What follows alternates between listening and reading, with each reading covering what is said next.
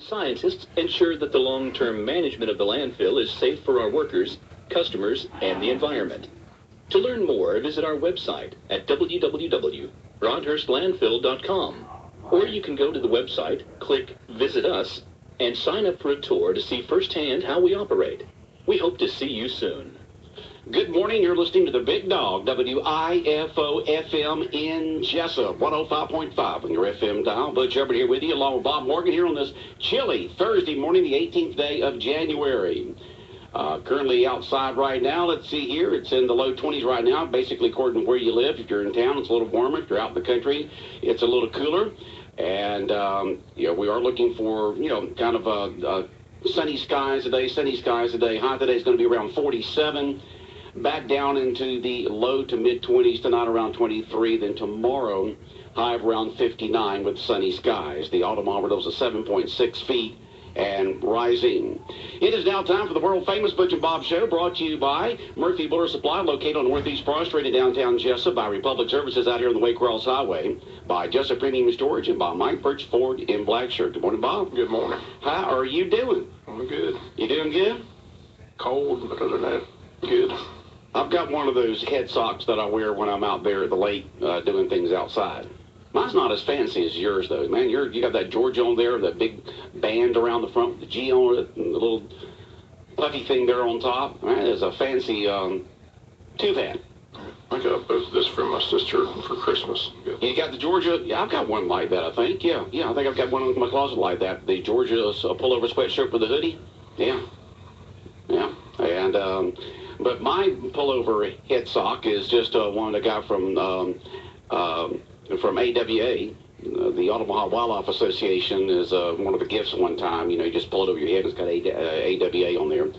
But it keeps the head warm. It keeps the ears warm. I like it because it goes over the ears. When you're walking around outside for about 15, 20 minutes with the dogs and taking care of faucets and spigots and everything else for about 20 minutes, you need something on the head.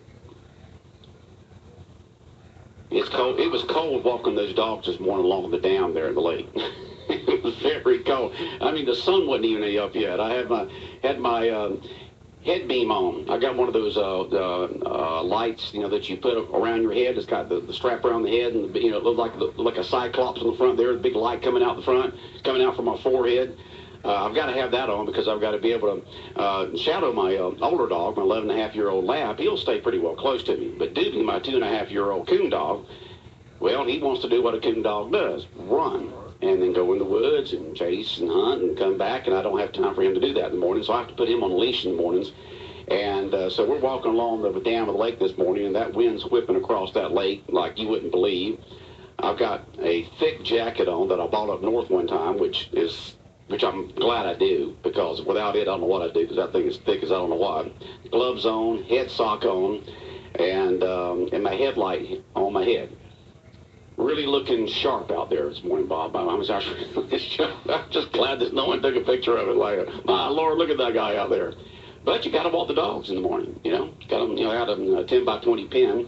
Had heat lamps going on them last night, so I could look at them and they'd be curled up under a heat lamp, keeping them warm, doing good. But kept the faucets running. The lake house out there has got about 15 faucets outside for different things, and where it was dripping or running on the grass and the weeds and stuff, nothing but solid ice everywhere where the water was running. You ever done that? Did you ever do that when you were a kid, going in there? You'd run the sprinkler overnight and let it hit a bush or a fence or something, and you wake up in the morning and there's just nothing but ice all over it. You ever do that? You never did? That's always fun. It makes a big white, beautiful decoration if you do that. But you don't want to really put it on a bush because it'll kill the bush. But I used to do it on like a fence or something like that. Let that water just run on it very lightly through the night, and then next thing you know, in the morning, it's got to get cold. It's got to get like it did last night, around 20 degrees, to be able to do that. But you got this nice, beautiful ice art thing on the side of the fence or something like that, a wall or whatever the case. But hopefully everybody made it through last night without any problems with their pets or their pipes. I'm sure the heat and air folks this morning are getting calls left, right, and saying, my heat's not working, my heat's not working. Just like they do during the summer when my air conditioning's not working. You made it through okay last night? No problem at all? No problems? No problems. Okay. All right. Just cold. Just cold. Yeah, well, it's definitely cold out there. But it'll warm up today. It'll get up to about 47 degrees, feeling good out there. Just thankful we're not in North Georgia. You know, yesterday, I had to go to Savannah yesterday, and when I was sitting there in the waiting room, looking at, I was just looking at my phone and, you know double checking the temperature, because yesterday morning we said it was going to be about 23 last night, and it got down lower, and then they said 21, which got down to about 21 or lower. And I was looking at it, and I said, well, you know, Representative Bill Werkheiser yesterday morning was saying that it was, 17 degrees up there with snow everywhere yesterday morning in Atlanta. So I looked, and in Alpharetta, which of course is just north of Atlanta, it was 21 degrees, and that was at about 2:30 in the afternoon, yesterday afternoon, about 2:30. So it was 21 yesterday at 2:30, which was our low last night, so somewhere along there from where you lived. But I'm just glad we're not up in North Georgia, because it's a lot colder up there. I mean, just, a couple hundred miles north, and it's a whole different ballgame up there. At least they got the snow to play in. So, yeah, got the snow to play. Oh, you got out there and played in the snow a couple weeks ago? Oh, yeah, had a blast. You did? Oh, that was fun. Yeah? Where'd you play some snow? Just walked around downtown. Just walk around downtown? Yeah, took a bunch of pictures. Just had a good time walking and playing in the snow. But it was fun. Had a good time? Glad it just lasted a day. It was unusual to see all that white stuff. Yeah, been since 1989. Since we had, but we didn't have, like that powdery, puffy snow like we did. That's the fun stuff right there that came down a couple weeks ago. I keep hearing there's more predicted for February this area, so we'll see. We'll see. Early February supposed to get some more, is what they say. But my sister's, one in South Carolina, one in Atlanta, got a pile of snow. So the one in South Carolina got more than the one in Atlanta. The one in Atlanta got like 3 inches, and the one in South Carolina got 5 inches. So they were sending me pictures of their snow. But I sent Did you send them pictures of our snow? Yeah. Hey, you're not the only one that's got it. We get down here in Southeast Georgia. Yeah. We get it once about every 20 years, but we get it. Maybe 25 years. Once every 25 years. Yeah. But that was fun, but it was very icy on the bridges, and that's where a lot of folks had some problems with that. It was still icy on the bridges on Highway 203 for several days after the snow, especially that one bridge. The first bridge, is if you turn on Highway 84, go down 203, that very first bridge, apparently it never gets any sun, because there was ice on that thing for, at least 4 days afterwards. The rest of the bridges did pretty good, though. But hopefully, folks, you made it through the chilly weather last night okay, but it's going to get back down to the low 20s again tonight. High today of 47. High tomorrow, Bob, of 59 and 61 on Saturday and 66 on Sunday. Isn't that good? You liking that? A lot better than I like 17. One more good news, it's 71 on Monday. So the gnats and skeeters will be out then. Oh, boy, but then it starts dropping back, Bob. Then it gets down to 66 on Tuesday, and then Wednesday, 62. So, but Monday will be the warmest day. 105.5 FM in Jessup, Big Dog Country, WIFO, world-famous Butch and Bob show for this Thursday morning. It is the 18th day of January. And I'm listening to some of the highlights and interviews and actualities and things that you had from the city council meetings lately, and it's just something else. It's like they've just kind of gotten themselves in a situation right now with the hiring and the firing of the city clerk that is causing a lot of heated conversations in the city council meetings, right? It was heated at the work session, that's for sure. I mean, just like I said, I stick by my statement. I don't understand why they changed it, but they did. Be interesting if Stanley Todd, that was the interesting about the work session. Stanley Todd voted first to change it, then changed his mind after he did some research and voted against it. But at the Tuesday work session, he didn't have anything to say at all, never made a statement whatsoever, just let the conversation take place. So be curious to see if he could come on in and give us his thoughts on change it, but now that they got to change it, now they got to change the whole employee handbook, which is going to take 90 to 120 days. So. Well, the people who wanted it changed, did they ever say, this is why we want it done? We found out all the reasons why, from basically what Stanley Todd found out, for doing some research. They were not, they were not truthful, okay, of the reasons why that was stated. He found out they were not truthful, so you couldn't back it up by those statements. So were there any statements made by the four who said, yes, we want to change it? Where we hire and fire the city clerk, where the city manager hires and fires the police chief and all the other folks? Stanley Todd asked them for any other reason. They had nothing to say. Well, if anything major changes down there at City Hall within the next year or so, we'll know. Right, Bob? Just seems there's an agenda. It doesn't make any sense why they want to just hire and fire the city clerk and nobody else. So. You know, you seem like someone would say, here's the reason why we're doing it. You know, we found out the reasons why we wanted to do it are not factual. They're not based on truth. So, you know, do we need to sit back and wait and investigate this a little more? But the four were bound and determined to change it. And, you know, just, you know, as a citizen of the Jessup area, why did they change? Stanley Todd didn't use the word, but he basically called them liars. Said, look, the three reasons you gave me aren't true. I called up the Georgia Municipal Association. They said that's a bunch of garbage. So if you have any other reasons why you want to change it, please tell me now. And they had nothing to say. So I still don't understand why they're changing it. Citizens need to know why. Why was the change made? You know, if there's good factual reasons for it, you know, if it's based on sound judgment and policy, then yeah, great, you know, back it up. But we found out the reasons that was stated from what Stanley Todd investigated, the city councilman said, oh, these are not true. And so there was no, oh, they're not true, let's back up and let's take a look at it again. It was, we're moving forward no matter what. And why? Why, you know, that's what we are in the media business is, you know, it's one of the things, who we're out and when and how and all that kind of stuff. You know, we want to know the why as citizens of the Jessup area. You can't answer that. I can't understand it. I said I don't understand it. Yeah. I said the mayor's not for it, city manager's not for it.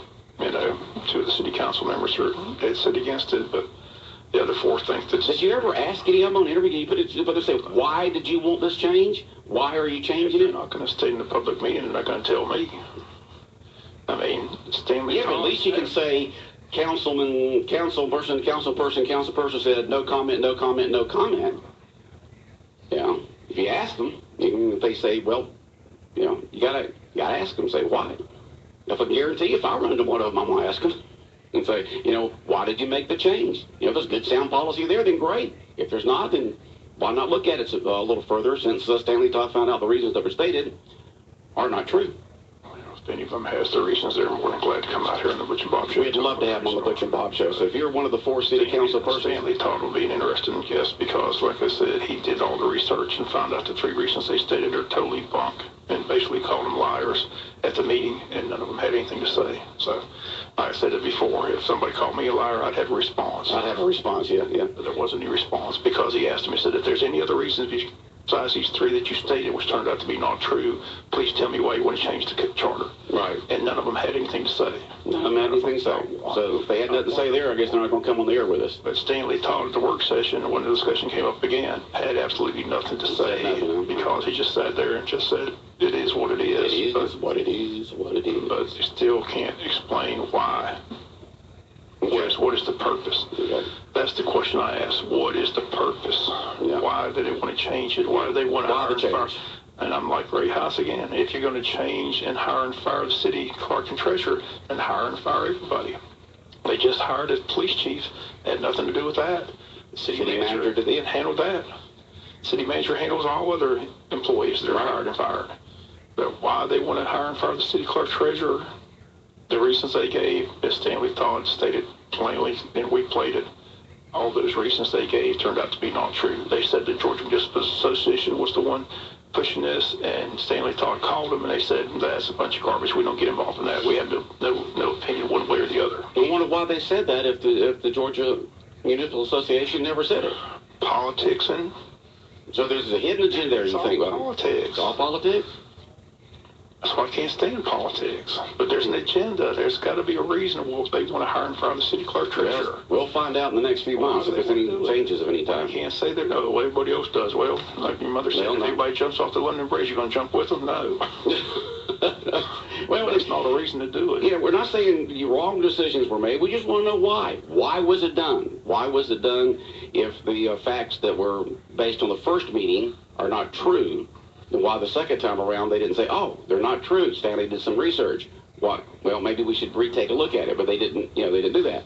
So we'd love to have, a city council person on here that voted for it, or have Stanley on here to talk about it.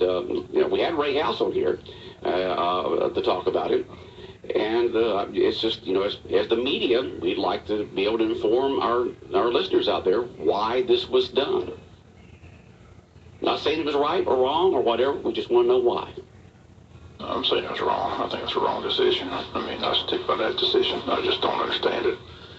Can't get the answers. I said when it first came up, and they had the first vote where they had that's 2 readings. If you don't have unanimous vote on the first reading, you have to have the second reading. Right. The first time they voted, it was 5-1. Stanley Todd voted in favor of changing the charter. Right. But he asked a lot of questions before he did it, and his conversation acted like he wasn't going to vote for changing the charter. So it surprised me that he changed the charter. So I called Stanley Todd that night, had a long conversation with him, told him we can agree to disagree, but the reason I called him, because I know he would listen to me, but I voiced my frustration in changing the charter because I didn't understand what the purpose was, and the purpose I saw was there's an agenda, somebody has an agenda. So Stanley Todd did the research and called and found out that everything they told him was a lie. He called the Georgia Municipal Association, right? They had a hospital Christmas party. He cornered me and says, I appreciate our conversation. Since we've talked, I've done some research, and I found out everything they told me was not true. So I plan not to vote for it next time around. If they had one more person change their mind, then the mayor would have cast a deciding vote, and he would have voted not to change it because he's not in favor of changing it either. But it was a 4-2 vote after Stanley Todd stated all the reasons that he found out were untrue and asked him point blank, if there's any other reason besides these 3 you gave me that are not true, please tell me what they are. And none of them had anything to say, which shows you there's a political agenda. So then the other day at the work session, they brought up again and found out now they got to change the employee handbook from start to finish, which is going to take 90 to 120 days. I'd like to see the bill on that, which that's what I want to see too. That's going to take some time, and get an attorney to do it from 90 to 120 days. That's going to be an expensive project. And Larry House voices frustration again. What are we doing? What are we doing in the meantime? Because she's an at-will employee. And they don't have the answer for that either. No, we got to change the employee handbook to make sure she's whatever. The whole thing just stinks. Okay, I'm just telling you, it stinks. And they don't have the answers that you want. They don't have a reason because they were asked point blank in an open session, what is the reason? These 3 reasons don't make any sense. So what is the reason? And none of them had anything to say. So like I said, I'd love to have Stanley Todd come here and he can tell you what all he found out when he called up there and found out that all these reasons they state are not true. Well, when you're doing the people's business, the people need to know what's going on. That's the frustration. People are the ones that elect them and put them in there, Like Ray House says, we're back to square one. That's why they want to change it from the get-go. Yeah. Oh, well. We'll stay on top of the story and see what happens. Todd would be a good person to come explain everything that he found out. Right. And when's their next council meeting? He's the one that Tuesday. Next coming Tuesday. Okay. They've already voted to change the charter. Now they got to, like I said, now they've got to do the whole employee handbook over. All right. Well, Bob will be at all these meetings and ask the questions, and hopefully we can get some of the city council people out here from the city of Jessup on the Butch and Bob show to say why they voted the way they did. Yeah, what are the good factual reasons? I know the answer. Politics. Okay, well, if it is, then we'll know that sooner or later within the next several months, if there's a hidden agenda. All right, Big Dog Country Radio, world famous Butch and Bob show. No guests this morning. We can't set up Thursday's Chatter with Chad. I ain't talking to Chad. Chad Nimmer, our representative. We got with Chad. We've got. It doesn't match with Thursday, like I said. It doesn't matter if we come up with a name or not. I still like the one they gave me for Friday, but I can't repeat it. But I won't go there. You won't go there. Somebody gave you a good catchphrase for a Friday. Well, for either any of them, or any particular one, or you're not going to say, or I'll keep that to myself. But anytime I need a good chuckle. Let's see, Friday. What can we come up with Friday that would be funny? I need a good chuckle. I just look at a text message that somebody sent me. So. Yeah, Tuesdays with Tillery, Wednesdays with Werkheiser. Maybe Thursdays chatter with Chad. We hadn't talked to Chad, but what would be Friday? What would be funny that Friday would be a good catchphrase for that you can't repeat on the air? I'm gonna have to let my imagination just run wild. Just keep it to myself. Just keep it to yourself. But it's a good chuckle when I need a good chuckle. I just go to my phone messages. All right, somebody wants to know. I just brought my text. For some reason, our texts are not popping up like they used to. I have to go actually to the site. Would the city have to rewrite the handbook if they didn't change the charter? Bob, can you answer that question? Would the city have to rewrite the handbook? Why would they have to change the handbook if nothing ever changed? I don't think they have to change the entire but I think they were in the process of doing that. It's just like updating the charter. There's just certain things that haven't been done for years, and updating the charter. So they just update it because they haven't been done. Right. Yeah. So they worked on it for this was one thing they wanted to change that. We had opposition from a couple of members that didn't want to change the charter. So just updating it. Yeah, they're just updating it. You take a look at a lot of these old laws and ordinances and stuff and city charters from God, heaven knows how long ago. Like certain things. Yeah, you can't spit on the sidewalk or you get a $100 fine. So cities do this every so often. They do update their charters. Now, whether they had to change the handbook or not, that's a whole different thing. I don't know about that. State the names of the councilmen who voted for the changing of the charter of the hiring and firing of the city clerk. Well, the four that voted for were Nick Harris, Bill Harvey, Shirley Armstrong, and Don Dargan. Okay. The voted against were Ray Huss and Stanley Todd. All right, there's that answer. Like I said, the first vote was 5-1. Second vote was 4-2. Stanley Todd stated emphatically all the reasons that were given. When they stated 3, he said they turned out to be not true. Okay, Stanley did his due diligence and found out the fact that those reasons were not true. All right, and somebody just said, of course, you had this on the sports. Touchdown Club welcomes everyone tonight's football banquet at the high school, Wayne County High School. Great speaker, steak dinner, celebrating a great football season. Tickets $15 sold at the door. Starts at 6:30 there at the Commons area at Wayne County High School. The football banquet tonight. Time to get out and honor the great season that the Wayne County Yellow Jackets had. All right. Okay.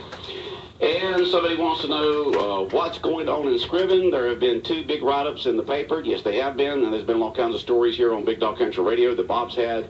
It's just the GBI's investigating, right, Bob? The information's been turned over to GBI. GBI's in charge of the investigation. So we'll see where it leads, where it goes, if anything takes place. Yeah, so it's under investigation right now, so we're not going to hear squat, until the GBI decides what to do next with the information they've been given. Right. Because everybody's basically been told now by, legal counsel, don't say nothing. What we're waiting on now is, like I said, Harris did one audit from 2013, 2014. We're waiting on that second audit, which he said would be completed in 30 to 45 days. So if you have that audit and it shows the same pattern, you've got a big issue. But if it, we'll just wait and see. Yeah, we'll just have to wait and see. And you don't want to jump to conclusions.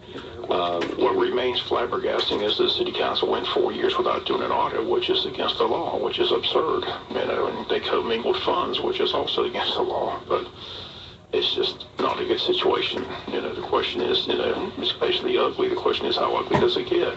And the GBI will determine that. So. But that second audit will tell you a lot as a private citizen, a citizen of Wayne County. If it's the same pattern of money missing, then you got a bigger issue than what you think. Yeah. Well, it's under investigation right now, and Bob will keep you updated on what's going on with the situation in the city of Scriven. We don't want to jump to any conclusions, and we'll just let them do their thing, and they'll present the findings to the. Who do they present the findings to?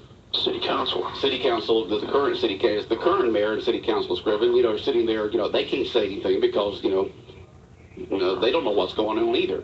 So they're just, they see what's been happening and they're cooperating and doing what they can to help out. And that's one precaution they're giving, not to jump to any conclusions because no one knows exactly what. Yeah, you don't know what went on, so don't jump to conclusions. Just because there's an investigation does not mean anything seriously bad happened. It's just that city council members aren't. That's not their expertise. They were told the best thing to do is just turn this over to the proper authorities, which turned out to be, normally it would be the sheriff's department, but since it's a local government, the sheriff's department said, look, we don't want to handle this, we'll just have the GBI handle it. It's kind of like a bad traffic accident where the local law enforcement called the Georgia State Patrol and they come in and let them handle it. So, Same thing here. The sheriff's department just said, look, let the GBI handle the investigation, let them determine whether or not there's anything that needs to be done. Yeah. So that's what's taking place. The GBI has been in time. They have all the information, documentation, and they're in the process of going through all that and determining exactly what, if anything, transpires. Okay. Well, Bob will keep you updated on that. We'll keep you updated on that as soon as we get any further details on it. I'm sure it's going to be under investigation for a while. And as they mentioned, don't jump to conclusions. We'll see what how it turns out there when all the facts are presented. That's all you can do. All you can do. Well, Bob, have a good day and do your best to stay warm, okay? Good day. All right, the world-famous Butch and Bob Show brought to you by Mike Birch Ford in Blackshear by Jessup Premium Stores located out here on the Waycross Highway. Also brought to you by Republic Services and Murphy Builder Supply on Northeast Broad Street in downtown Jessup. You're listening to The Big Dog. Good morning. 105.5 FM.